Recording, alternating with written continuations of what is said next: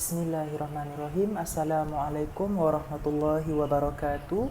Dan salam sejahtera cikgu ucapkan dekat semua pelajar-pelajar cikgu. Okey, untuk kelas kita kali ini kita teruskan macam biasa juga. Untuk kelas bulan lepas kita dah cover untuk bab 6 iaitu Kesultanan Johor Riau, sejarah tingkatan 2 Kesultanan Johor Riau. Okey.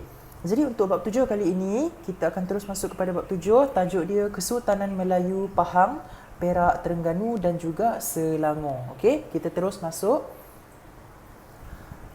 Dalam bab 7 Kesultanan Melayu Pahang, Perak, Terengganu dan Selangor ni dia ada dua subtopik. 7.1 Pengasasan Kesultanan Pahang, Perak, Terengganu dan Selangor. 7.2 Warisan Kesultanan Melayu Melaka di Pahang, Perak, Terengganu dan Selangor. Okey, kita terus masuk kepada 7.1 ni. Okey, untuk 7.1 kita tengok dulu pengenalan dia. Okey, untuk pengenalan dia, pengasasan Kesultanan Pahang dan Perak ni dia memperlihatkan penerusan legasi daripada Kesultanan Melayu Melaka. Okey, ini maksudnya sistem pemerintahan dia diambil daripada Kesultanan Melayu Melaka punya sistem pemerintahan. Okey, untuk Kesultanan Terengganu dengan Selangor pula dia memperlihatkan kesinambungan daripada Kesultanan Johor Riau. Macam yang kita dah belajar dekat bab 6 sebelum ni, Kesultanan Johor Riau pun sebenarnya dia mengambil pemerintahan dia daripada Kesultanan Melayu Melaka juga asalnya. Okey, sekarang kita terus masuk kepada Kesultanan Pahang dulu. Okey, kita tengok Kesultanan Pahang dulu yang pertama. Okey, kita tengok poin dia. Pada abad ke-15, Pahang merupakan sebahagian wilayah naungan Kesultanan Melayu Melaka. Seri Bija Diraja telah dilantik sebagai wakil untuk mentadbir negeri Pahang ni. Okey? Maksudnya Seri Bija Diraja ni dia berasal daripada Kesultanan Melayu Melaka, tapi dia telah dilantik sebagai wakil sahaja untuk mentadbir Pahang. Okey? Lepas tu Sultan Melaka pada masa itu nama dia Sultan Mansur Shah, dia telah menghantar putera dia, anak dia iaitu Raja Muhammad untuk ditabalkan sebagai Sultan Pahang. Okey, mula-mula dihantar Seri Bija Diraja ni sebagai wakil untuk mentadbir Pahang.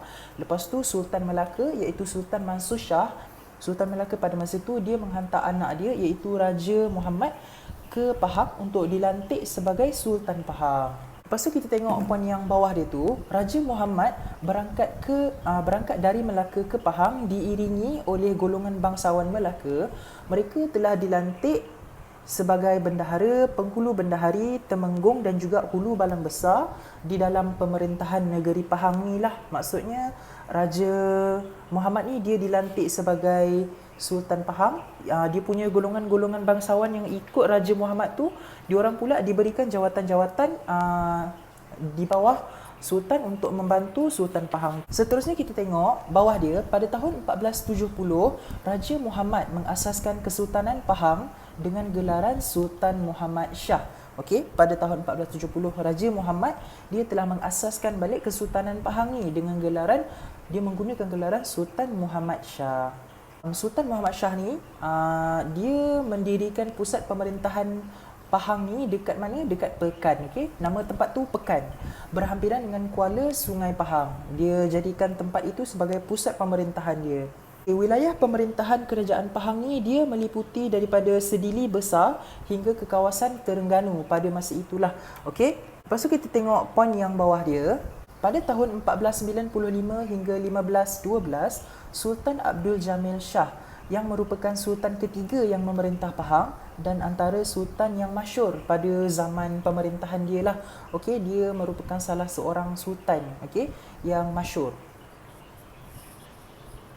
Macam mana dia boleh jadi masyhur? Okey, kita tengok Sultan Abdul Jamil Shah ni dia mengekalkan hubungan yang harmoni dengan Kesultanan Melayu Melaka. Maksudnya dia jaga hubungan dengan Kesultanan Melayu Melaka lah. Lepas tu Sultan Abdul Jamil Shah ni juga dia mendapatkan bantuan daripada Kesultanan Melayu Melaka dan akhirnya dia berjaya mempertahankan negeri Pahang ni semasa diserang oleh Siam. Okey, sebab itu Sultan Abdul Jamil Shah ni dia antara sultan yang masyhur.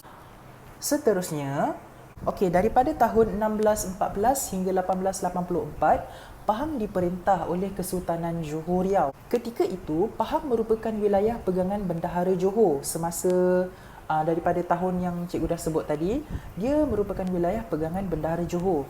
Sultan Pahang pula iaitu Sultan Abdul Ghafur Muhyiddin Shah, dia tidak meninggalkan waris. Kenapa? Sebab putera dia iaitu anak dia yang bernama Raja Muda Abdullah mangkat. Jadi lepas anak dia dah mangkat, dia dah tak ada waris lain dah sebab anak dia dah mangkat. Okey.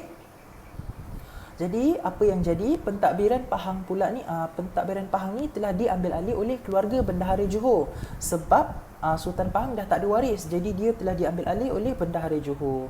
Pada 12 Disember 1884, Bendahara Siwa Raja Wan Ahmad, dia telah mengasaskan Kesultanan Pahang yang baharu dengan mengambil gelaran Sultan Ahmad Al-Muazzam Shah. Okey, dia menjadi Sultan Pahang yang berikutnya. Dan poin yang terakhir dekat sini, Kesultanan baru yang berdaulat di Pahang kekal sampai hari ini. Okey, seterusnya kita tengok pula kepada Kesultanan Perak. Okey, pada abad ke-15, Perak merupakan sebahagian wilayah naungan Kesultanan Melayu Melaka, macam dekat Pahang tadi juga. Okey, serangan Portugis menyebabkan Sultan Mahmud Shah, iaitu Sultan Perak pada masa itu, dan keluarganya meninggalkan Melaka dan akhirnya bersemayam di Kampar, Sumatera. Okey, apabila dah diserang oleh Portugis, Sultan Mahmud Shah dengan keluarga dia meninggalkan negeri Melaka tu dan dia bersemayam dekat Kampar. Selepas itu, pembesar Perak, pembesar Perak ni nama dia Tun Saban dan juga Nakhoda Kasim. Diorang dua orang ni telah menghadap baginda di Kampar. Baginda ni siapa? Baginda ni Sultan Mahmud Shah tadilah. Kan dia dah diserang oleh Portugis, betul tak? Sultan Mahmud Shah dah diserang oleh Portugis, jadi dia lari ke Kampar, Sumatera. Lepas tu Tun Saban dengan Nakhoda Kasim ni diorang menghadap baginda dekat Kampar. Okey, diorang menjemput putera Sultan Mahmud Shah, anak kepada Sultan Mahmud Shah ni iaitu Raja Muzaffar untuk ditabalkan sebagai sultan dekat Perak pula. Jadi Raja Muzaffar pun berangkat ke Perak dan mengasaskan Kesultanan Perak pada tahun 1528 dengan gelaran Sultan Muzaffar Shah. Okey. Seterusnya kita tengok pula apa yang jadi dekat Kesultanan Perak ni.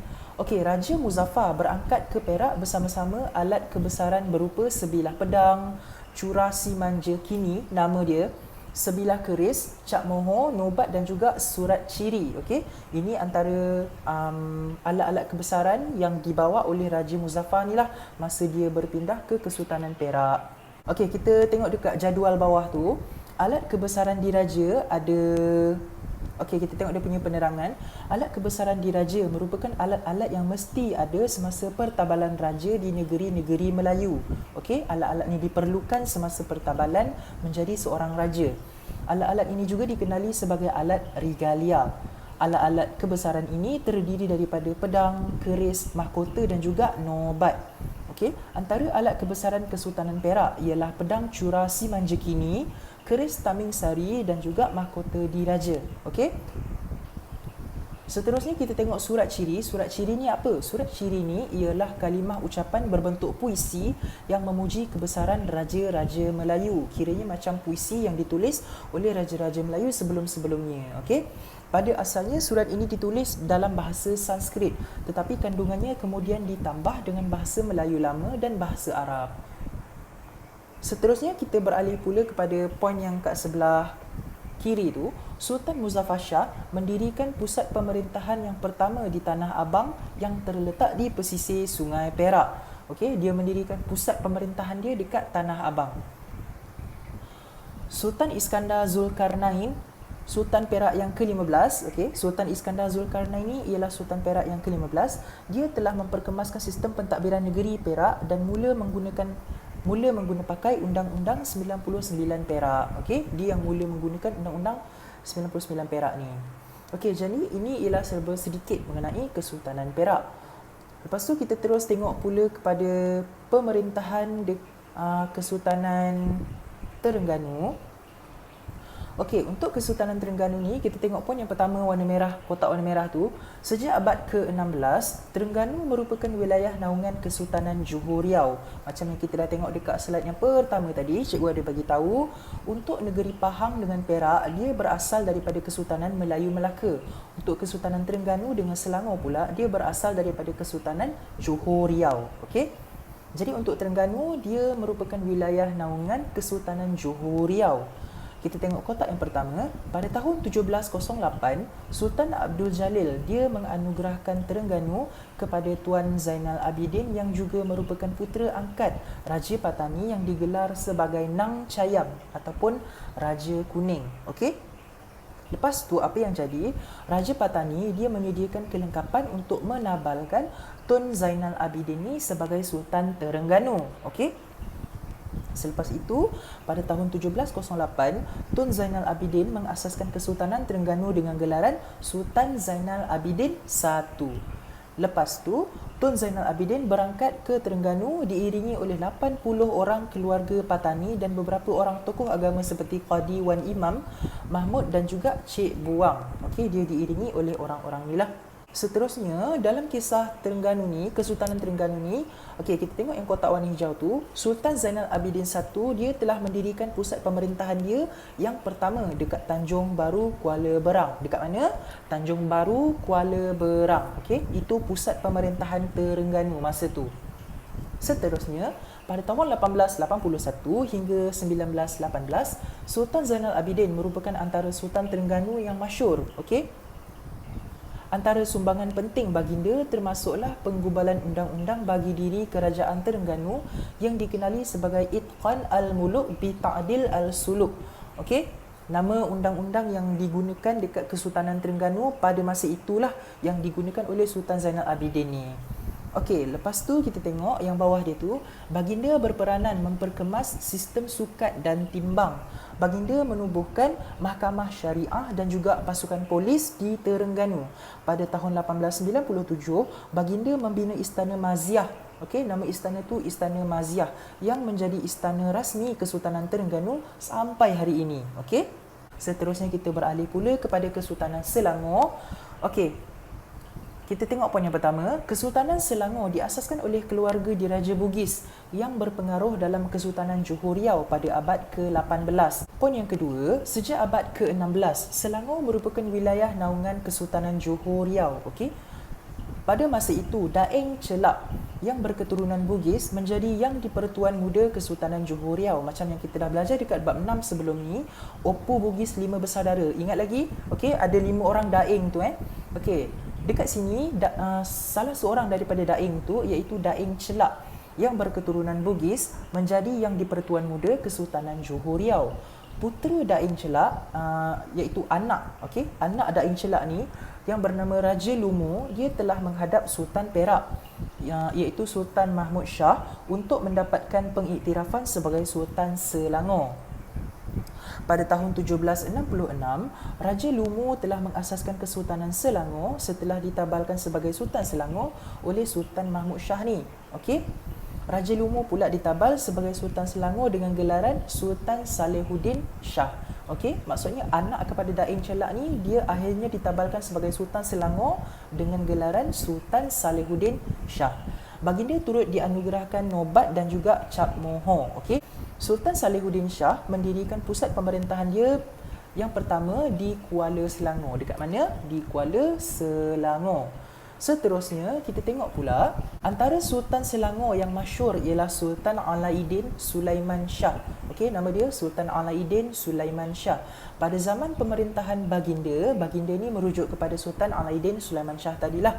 Banyak jalan raya dan landasan kereta api telah dibina. Pembinaan rumah dan kedai meningkat terutama di Kuala Lumpur dan juga di kawasan Kelang. Kebijaksanaan baginda memerintah mendorong rakyat mengadakan sambutan keramaian Jubli Emas di Kelang sempena genap 40 tahun pemerintahan baginda. Nama sambutan keramaian itu, nama dia ialah Jubli Emas. Okey, sebagai tanda penghargaan rakyat kepada Sultan Alauddin Sulaiman Shah ni lah, diorang macam menghargai jasa-jasa yang telah dibagi oleh Sultan Alauddin Sulaiman Shah ni. Jadi diorang adakan sambutan keramaian Jubli Emas tu. Untuk kali ini, untuk kelas kali ini pula, latihan dia, cikgu nak pelajar semua buka modul ini, modul sejarah tingkatan 2 untuk bulan Mei yang dah diedarkan kepada semua pelajar.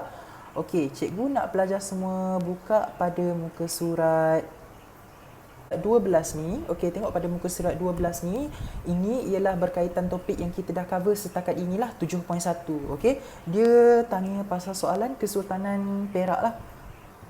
Sebab kita dah belajar 4 kesultanan, Pahang, Perak, Terengganu dengan Selangor. Jadi yang ini pasal Kesultanan Perak, cikgu nak pelajar semua terjawab soalan dekat muka surat ini dan juga soalan pada muka surat 14, soalan nombor 1 ni Okey, 14 soalan nombor 1 sahaja. Dia pasal Kesultanan Terengganu. Okey, kalau ada apa-apa soalan yang tak faham mengenai penerangan cikgu setakat ini, boleh tanya dekat grup yang dah disediakan, grup WhatsApp yang dah disediakan. InsyaAllah cikgu akan try jawab. Jadi kita akan jumpa lagi untuk kelas akan datang. InsyaAllah. Assalamualaikum dan salam sejahtera.